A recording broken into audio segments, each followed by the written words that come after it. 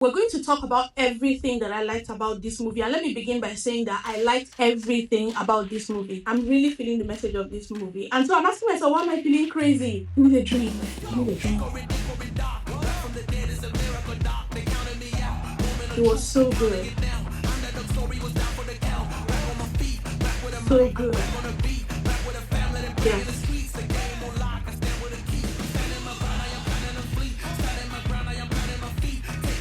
Think, see the forest for the trees.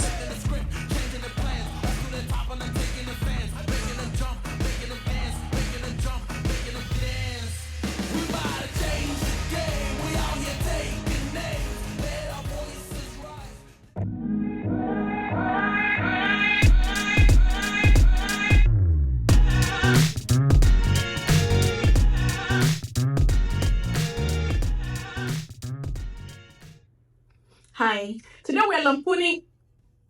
Sorry. I know you guys are going to say that was a Freudian slip, but it isn't. It was an honest mistake.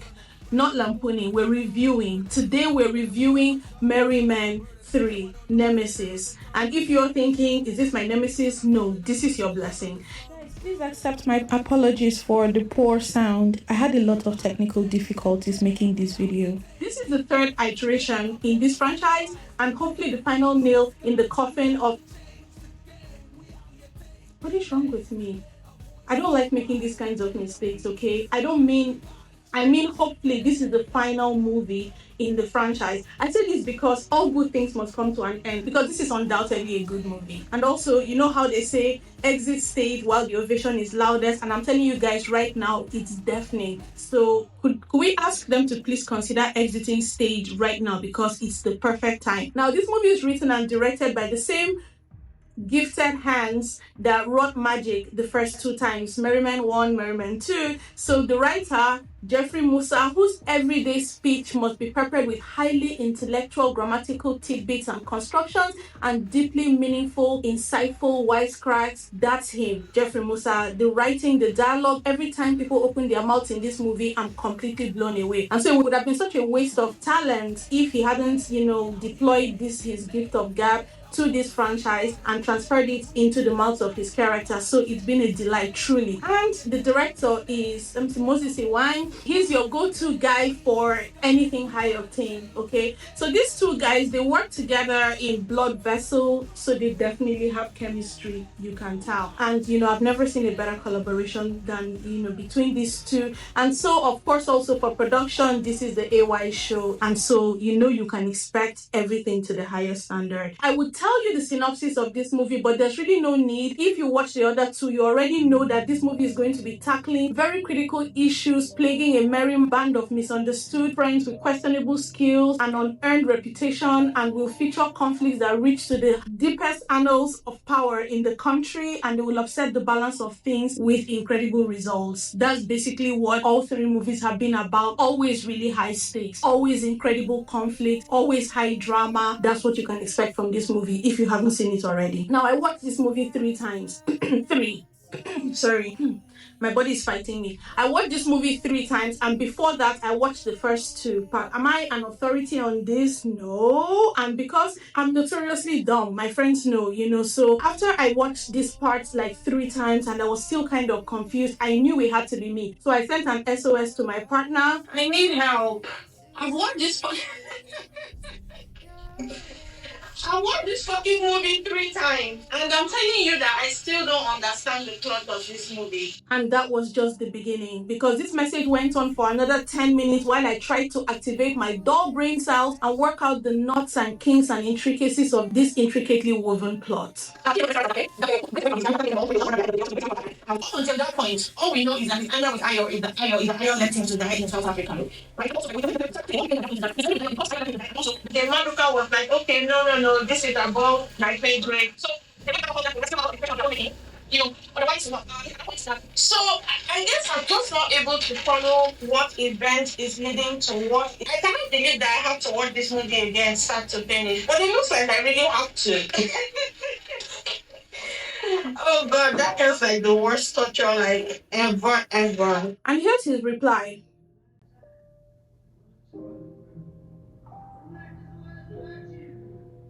I guess you could say he's a man of few words. Anyway, it doesn't matter if we're unable to follow the plot. What's important is that whatever this movie set out to do, it did. Okay, so that should be enough for anyone. And if you say it's not enough, that's your problem. Now, I would ask you to hit the like button, subscribe, share, all that stuff. But look, I don't want you to bother with all that because we have important work to do here. We're going to talk about everything that I liked about this movie. And let me begin by saying that I liked everything about this movie. It was so good. So good. Yes.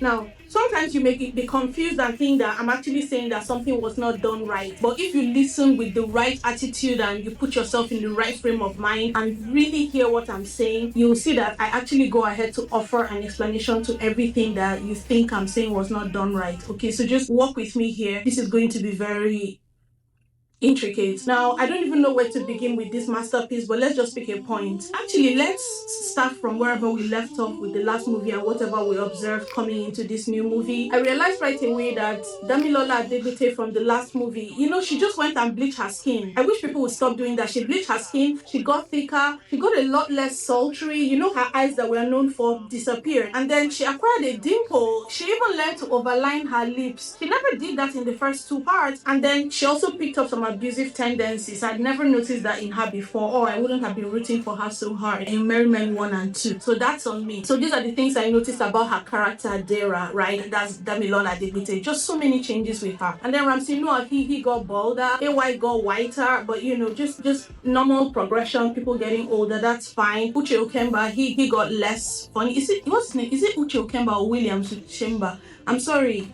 Sorry. Anyway, he got less funny, but this is not a comedy. This is an action movie, so please don't have expectations. Did you come here to laugh? We came here for serious, high-octane business, okay? Fowles and Jemike, they were too rude to come by and even say goodbye. They just took off before the movie even started, so I don't know, can't deal with rude people. But they hired a Jemike replacement somewhere along the line, and he asked them, and that's Buchi Franklin, incredible actor. But then he comes onto this movie and he's asking them, I'm joining the team, the Merry Men, what's going to be my job description? And they're like, look over there. You see that guy over there? It's like, yeah, funny looking guy. Yeah, exactly. That's it. He came to replace Fowles. And so his job description is just basically know some IT stuff, especially in security, have some kind of humor, comedy stuff going on, and then just know how to do a thick accent from any of the major ethnic groups. That's literally it.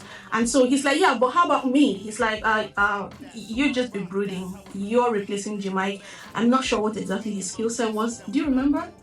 No, so just be brooding, so we're sorted on that. With those kids in the opening sequence, now when I saw those kids, I thought, oh my god, are we fucked? But then I quickly reconfigured my mind to that right frame of mind that we've talked about already. And so, I was like, think, see the forest for the trees. Right, so then Chidimokeme, oh my god, look, there needs to be a 2-hour 11-minute version of this same movie where Chidimokeme is just strutting across my screen in slow motion. That's all I need him to do, just looking tough, right? But then from time to time he speaks. Dinner is ready, bro. Daddy wants you to have dinner with us.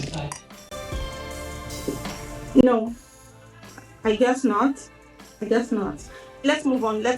Now, the opening sequence was fantastic. Look, that speed chase, right? The cops were literally riding his bumper, but then he takes a corner and suddenly they fall back, and they're unable to catch up, and I can explain.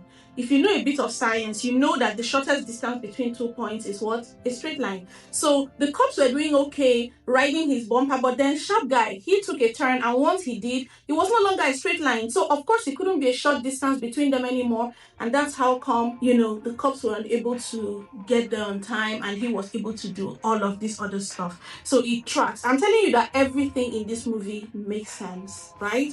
So the rest is history. Now, if you're surprised that car has no damage, it's not my fault that you people buy cheap cars. Just buy a car that is made with high quality material. I don't know, the whole car can be encased in bulletproof material, and no matter how much you're shot at, you'll be fine. A lot of Nollywood movies do this. We hardly have damage in our cars, and this is people who know what they're doing and they buy quality cars. I'm telling you, that's what you need to do. So if you're planning to nitpick, please don't do that. It's not happening here.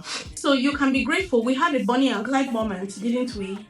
So what else do you want? I don't know. Now, I want to talk about Daffy. One thing I trust Dafe for is that man is the most decisive villain ever. Chekhov's gun, he invented it. Literally, he did. So if that man brings out a gun, he's going to use it and he's going to aim true and he's going to kill. But here's the guy. Whenever he needs a greater certainty of death, whenever he needs to make sure, he aims for the chest. And let me tell you why. The chest is unique. This torso area is unique in that it hosts a lot of vital organs, thereby increasing the surface area and the possibility of fatality, right? So if you think about it, if you shoot here, if you don't hit the heart, you hit a kidney, you hit the liver, you hit lungs, you hit gallbladder, you hit the stomach, you rupture.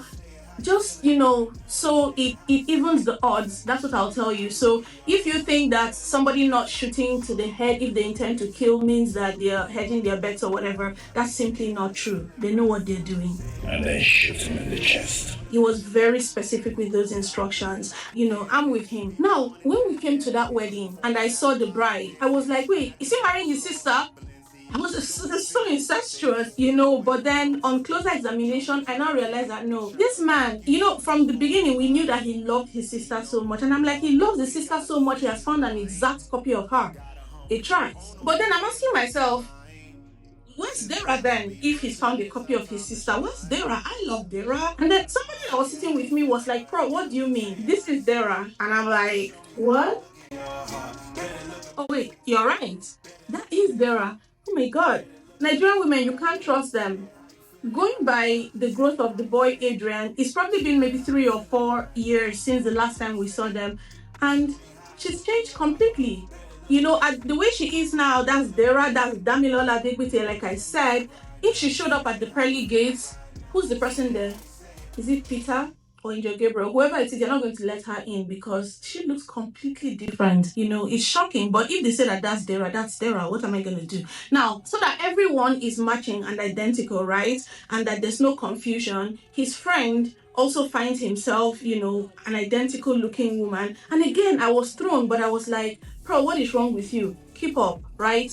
This is clearly a different person. There's just, everything has to stay consistent. And then before you know it, there's also the doctor, and then there's this one, and then there's this other one. Now Dafe is back, right? And I'm not going to bore you with the narration of all the gems I picked up littered along the path of this narration. But here's one line of thinking that I can get fully behind. Dafe starts out getting killed in South Africa years ago, but he's saved by an unnamed somebody. Whatever went down there was something about a diamond deal, so illegal activities, right? So he's a criminal, right? We can agree that whatever that was criminal in nature. But he returns now and finds his mom is dead. And I want to stress how important the value statement of this movie is, which is that even criminals deserve to demand accountability from their political office holders or appointees. I want to make that clear. So it doesn't matter whatever he did, whether he's a gun-toting criminal, whether he's shooting people, killing police here and abroad, doesn't matter. Politicians, political office holders have to do their job. That's the message of this movie. I'm with him. And so now that the failure of government has killed his mom, he goes straight to the Minister of Health, right? It makes sense. Not the local government chairman, not the ward councillor, not the State House of Assembly member, not even the state government. Is it pick Nollywood if the stakes are not gargantuan? So he kills the man's wife and child, and then he remembers to shoot the minister very appropriately, because he really wants him dead. Not that he didn't want people dead in the instances when he shot them in the chest. I've already explained that. By the way, he wants the money that the minister has in his Swiss bank account, okay? But national cake, everyone's got to share it. It doesn't make you a criminal. It doesn't make you corrupt. So he's not corrupt and he's going after the actual corrupt people, okay? Stay with me. I'm really feeling the message of this movie. And so I'm asking myself, why am I feeling crazy? I'm hot. I need a drink. Okay, so my friend says the reason I'm struggling and I need a drink is because I'm struggling with cognitive dissonance. What dissonance? There's no dissonance. Everything in me is in agreement. I am completely with everything I'm saying, so I call BS. Okay, let's continue. So Dafe's done with the Minister for Health and he decides to pick his next target. You know how? Eeny, meeny, miny, mo. Father had a donkey died, father cried, eeny, meeny, miny, mo. The Senate President. That's who's next. Pour yourself a drink, guys. Hopefully this is not too long. And hopefully it's a lot of fun. I don't know why. I don't actually need this, but I'm toasting. I'm actually toasting to the movie. I'm not drinking out of desperation. I'm toasting.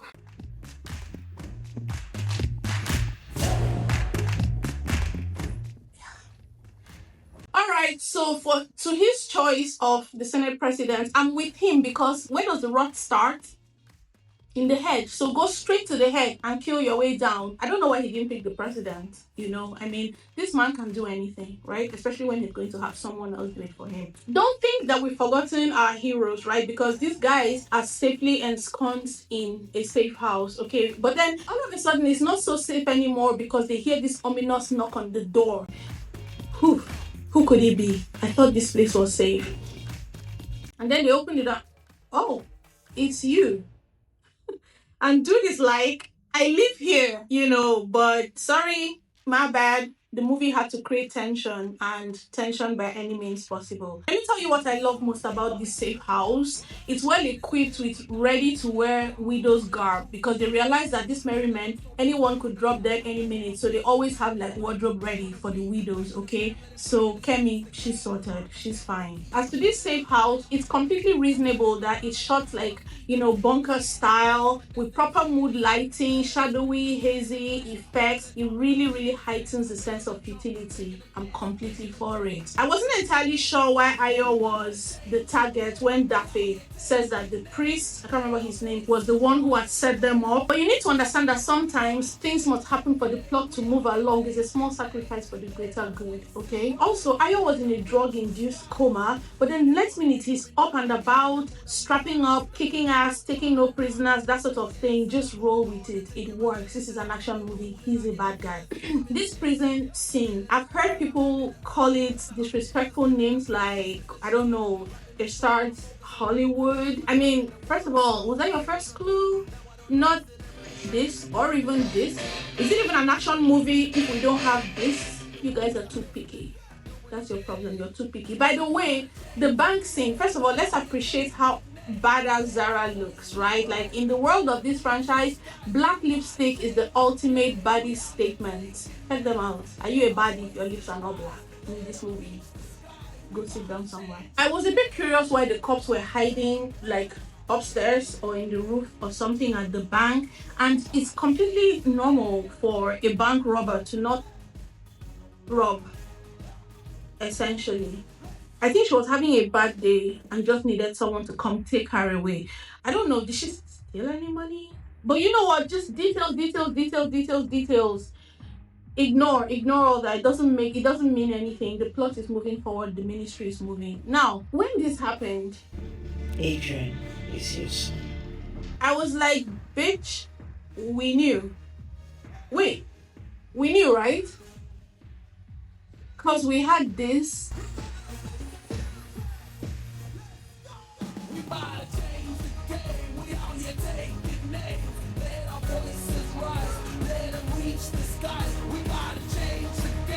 Then this part. Have children, train your children, groom them to be better men in life.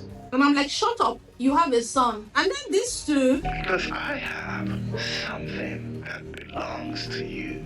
Yes. I mean, did they need to write it in neon lights? So please tell me we knew, right? Like, you and I, we knew. But listen, most people are stupid, not us. Clearly, they did such a great job. That's the writers, the filmmaker. They did such a great job keeping it all under wraps that even the scriptwriter at some point, I think, forgot or something. Anyway, now that the big surprise is finally out the bag, we can all exhale. Okay, yes, Adrian is his son.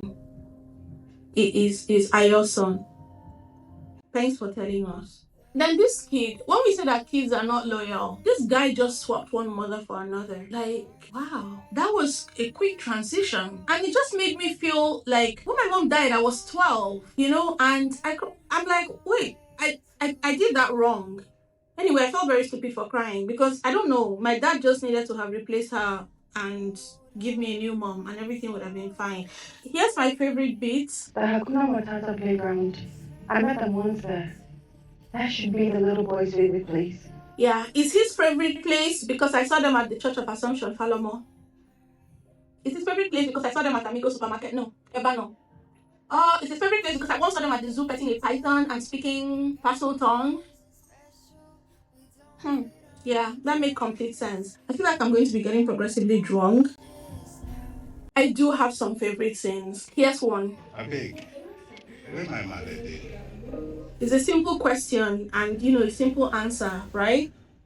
But why answer simply when you can go into great detail? So, in the beginning, God created the heavens and the earth, and the earth was without form and void. And he picked up Jonah and threw him in the sea, and a large fish swallowed Jonah, and he. And the nearby, the baby Jesus was born in a manger, and there were 3 wise men. So I went to the angel and asked him to give me the little scroll. He said to me, honey. There were some examples of dialogue that were pure gold. We're wanted men. And such a gender affirming moment. I use they and them as my pronouns. I met this blonde-haired girl. Sorry, it tracks. It's fine. Look, you guys, please stop nitpicking. That's the problem with all of you wannabe critics in this industry. Stop nitpicking, okay? The only quarrel I had with this movie is that it denied us a wedding.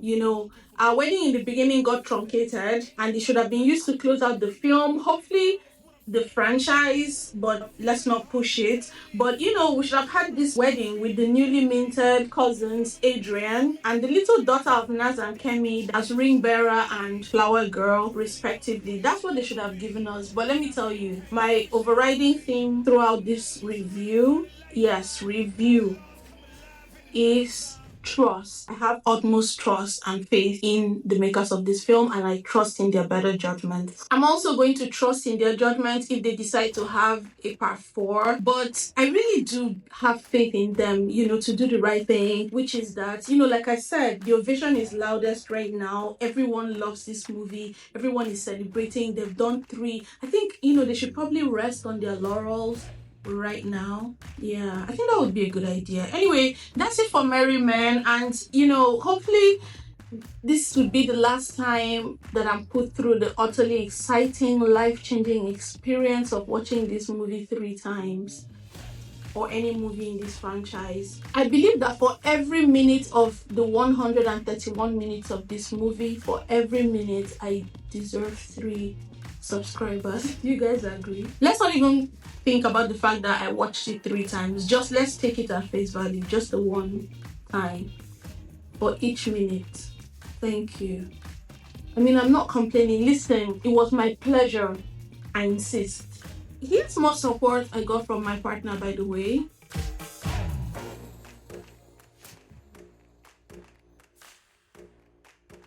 Yeah. He's so supportive. So supportive. Anyway, thanks for tuning in. Please check out my other videos. Don't forget to subscribe, share, and leave a comment below. The floor is open for you to tell me what you thought about this phenomenal movie and how much you're looking forward to part 4 of this movie. We're not going to write a petition or whatever they throw at us, we'll take it because we love this movie so much. I'm not going to tell you what kind of viewing experience that this was. I'm just going to say, remember that you have the right to an incredible viewing experience. So never